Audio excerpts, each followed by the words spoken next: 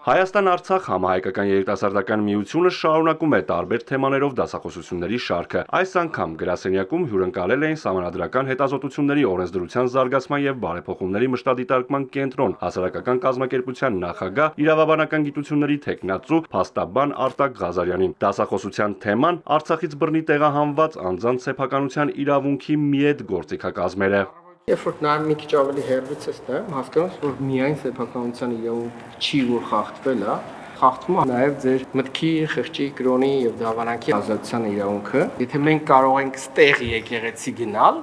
բայց մենք չենք կարող գերեզման այցելել եւ խնկարկել ու աղոթել հենց մեր հարազատների գերեզմանին, Արցախում մնացած հարազատների, հա, Արցախայինի մասին է խոսքը։ Այս առումով մենք ունենք մտքի, խղճի, կրոնի ազատության իրավունքի խնդիր խախտում։ Կոնվենցիայի առաջին հոդվածով էլ երաշխավորվում է սեփականության իրավունքը։ Առանցքային կարևոր տարրերից մեկը, եթե անձը ունի գույք, պետք է ունենա իր գույքին հասանելիություն։ Հարց է առաջանում՝ միետ գործիքակազմը կիրառելով տեղահանվածը կարող է հասանելիություն ունենալ իր գույքին։ Ոնց որ ճանապարհը այդքան էլ հեշտ չի։ Եվրոպական դատարանի միջոցով հասնել հաջողության, ավելին դիմումների մեծ մասը այնտեղ բերվող, ասենք 90 եւ ավել տոկոսը մերժվում է։ 2023 թվականի սեպտեմբերի 19-ի ադրբեջանական հարձակումից հետո արցախցիներն ապաստանեցին Հայաստանում։ Տեղահանվելուց հետո Ադրբեջանը հայկական բազմաթիվ բնակավայրեր քանդել է։ Ամբողջությամբ ոչնչացված բնակավայրերից է Քարինտակ գյուղը։ Հերոստատեսությամբ հանրայնացի, որ Քարինտակ գյուղը չկա։ Այդ պահից իսկ, երբ որ դու գիտես կամ ողջամտորեն կարայիր իմանալ, երբ որ հերոստատեսությամբ ցույց են տալիս ու ասում են, որ Քարինտակ գյուղը չկա, ուրեմն դու քարինտակցի, ով ուներ այնտեղ հայրական ժառանգությամբ, դեռևս սովետից մնացած, ասենք, չգիտեմ, տներ էսկոմենկում, այսինքն որ սեփականության իրավունքը անվիճելի է։ Դու արդեն այդ քանդելու պահից իսկ ունեիր 4 ամիս ժամկետ։ Մեկ այլ իրավիճակ է, երբ տունը քանդված չէ, բայց հասանելիությունից զրկված ես։ Եվրոպական դատարանում Ադրբեջանը կարող է պնդել, որ վերադարձի որևէ խոչընդոտ ու արգելք չկա եւ արցախցին կարող է վերադառնալ ու տնօրինել իր սեփականությունը։ Նաեւ թեզեր են հնչում, որ ոչ թե բռնի տեղահանում է եղել, այլ իր կամքով է արցախցին լքել բնակավայրը։ Մենակ վերադարձի հնարավորությամբ չի, որ կարա քո սեփականության իրավունքը ու խախտված իրավունքը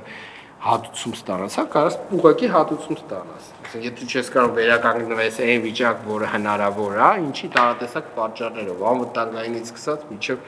տարատեսակ։ Էլ ինչ հնարավորություն կա։ Այսինքն, եթե չես վերականգնում այն վիճակը, ուրեմն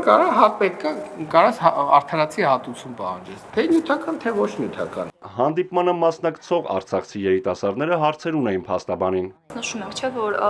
Մարդու իրավունքների Եվրոպական դատարան կարող դիմենք 4 ամսվա ընթացքում, այսինքն սեփականության իրավունքի խախտման հայտնաբերումից հետո, բայց փաստացի ստացվում է, որ արդյունավետ չի իրականացվում այդ անձի իրատական պաշտպանության իրավունքը, որովհետև միջև սպառենք, արդեն այդ ժամկետն էլ լրացած կլինի։ Այդ 4 ամսվա ժամկետը ինքը միշտ կապվում է վերջին ակտի, այսինքն վերջին ատյանի կայացրած ակտի, արդյունավետ ատյանի կայացրած ակտի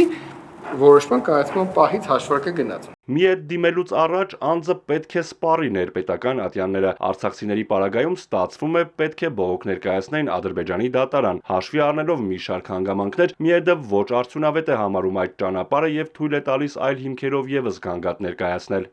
Այսօրվա մեր հանդիպման նպատակներից մեկը այն էր, որ մենք եւս մեկ անգամ մեր